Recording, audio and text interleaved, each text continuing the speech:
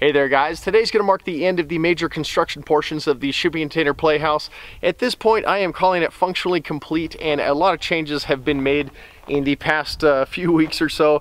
Most notably the railing and the steps. You will notice I did a separate video on the steps, but I've got a door on, the interior's finished, and last but not least I have a climbing wall, which was pretty awesome to put up. And I do want to give a big shout out to Atomic Climbing Holds. They supplied all of the holds for the climbing wall. So let me get you caught up on how I did some of those things, and then we'll do a little recap at the end.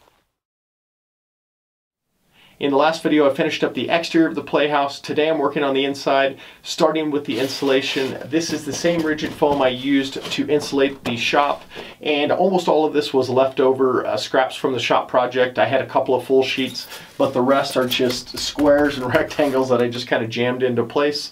I did have to buy another brand, R-Tech. I think it's about the same amount of R value to finish it out. But once this is all done, then I will put some beadboard on the lower half and then plywood on the upper half, and then add some ceiling. Move it over.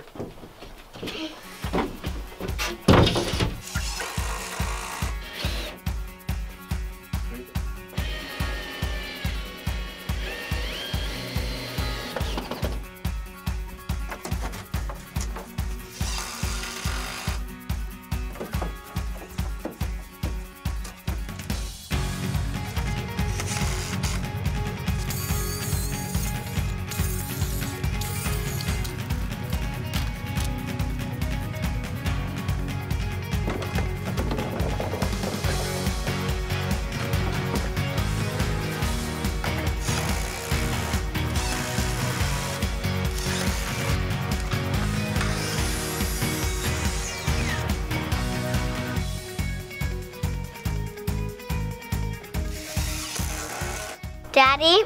Yeah? So I was wondering if you'd like to move my kitchen from my room over to right here. Where? If you're wondering about this gap between the plywood on the walls, that is actually a thermosiphon expansion joint. And it's, I'm just kidding. This is actually a mistake I made. I cut this lower section of plywood at a level that would go underneath the windows where I wouldn't have to do any notching out. But when I put my next piece of plywood up, it wouldn't make it all the way to the ceiling. So I just bumped it up, and I'm going to cover this in a little trim piece or a chair rail, which I always planned on doing. So anyway, just covering up my mistake. Another little mistake when I was doing the framing was that I used a 2x4 for the top plate of this wall when the rest of the wall is 2x3s. So the ceiling and the wall don't quite match up. There's a little bump that needs to be covered up right here. So I've just ripped a channel out of a 2x3, and I'm going to use the 2x3 kind of as like a little crown molding, and it'll just go up there like that, hide that little area, and maybe provide a little extra detail. Hey guys, I'm painting today. Here's my roller, and let's get started. See that noise? It goes like that.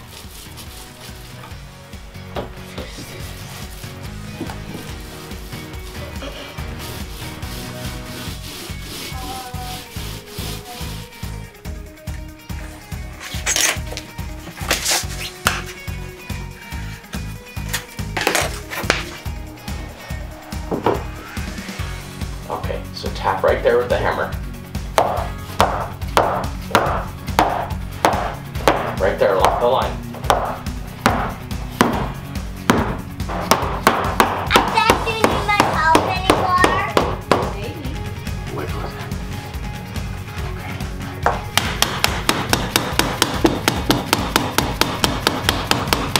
Okay. Looks like it's about 40 and a quarter. Alrighty.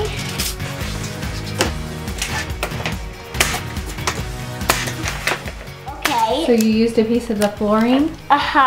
And I taped this picture on of Dad, me, and Mom walking down our driveway. And then this is you and me at the airport. Mom and me. You and me, Mom. Oh, nice.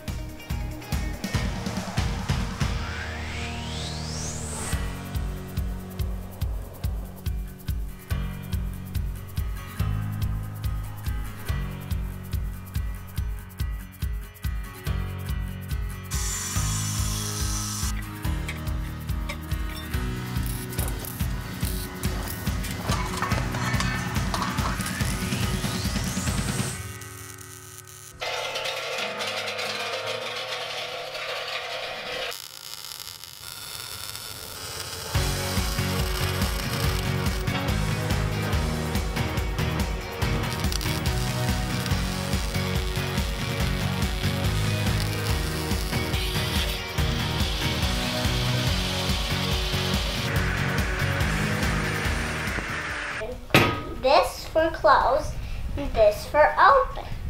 Close.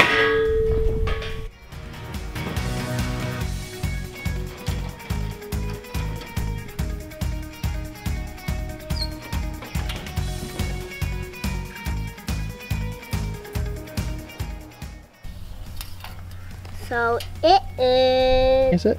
18. All right.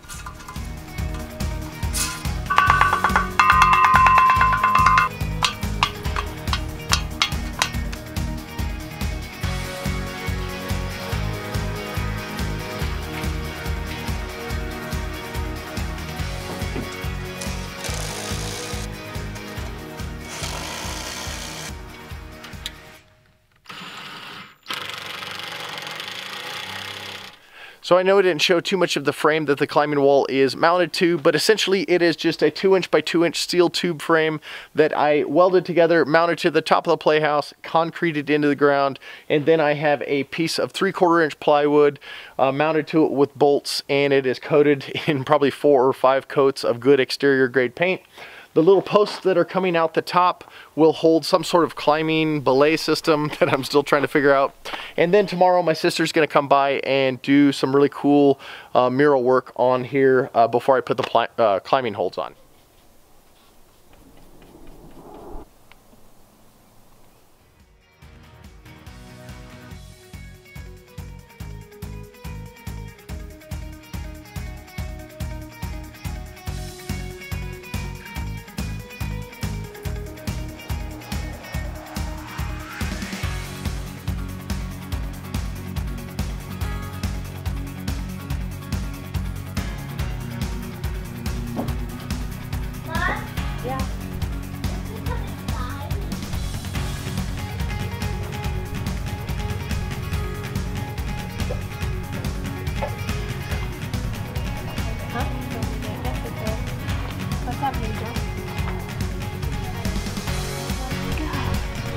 Right where you are.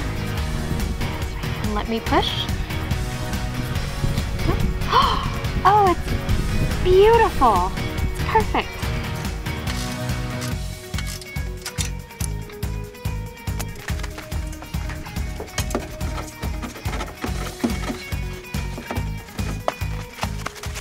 One thing you're going to notice about the climbing holds is that they're mostly grays and greens, and that is to blend in with my sister's mural.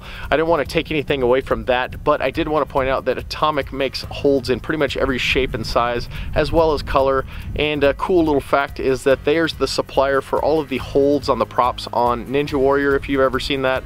I like the show. I'm probably a bit too heavy to really compete, but still pretty cool.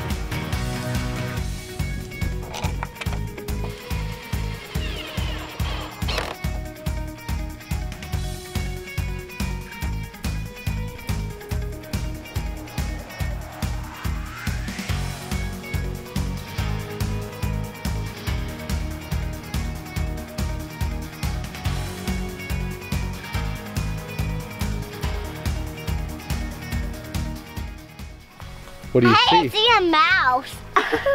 You do? Yes.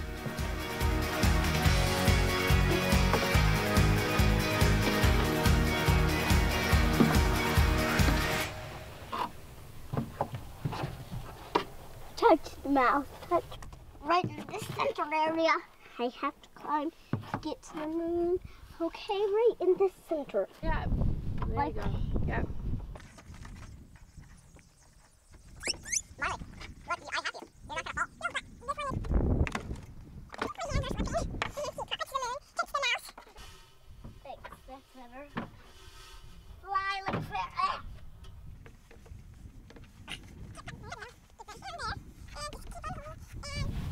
Now you're all caught up to date on how we got to this point. This has been a super fun project, and obviously probably one of the more important projects I've done because of who it's for. It's primarily for my daughter, but as I mentioned a couple of times before, I also built this in a manner that maybe we can get some secondary use out of it as she gets older, maybe a little hideout for her or a hideout for mom or dad, or a little guest house or something like that. I hope this gives you maybe some ideas of what you can do with something like this. It wasn't cheap. It was definitely a little bit more expensive than I thought it was going to be. I thought pretty much most of the structure was in the shipping container, but obviously when you get into framing all the additional things, everything tends to add up. Luckily, I was able to use a lot of scraps on the project. Also, about the whole functionally complete thing, I'm sure I'm going to get some of you commenting on what about the bridge or the fireman's pole or things like that. That's kind of why I'm saying it's functionally complete, because right now it's ready to be played in. My daughter's enjoying it, we're enjoying it, and those things can come later, and they will come later, but right now I need to be able to move on to some other stuff. So as always, I thank you guys for watching. Give it a thumbs up if you liked it, and we will see you probably on another shop video next.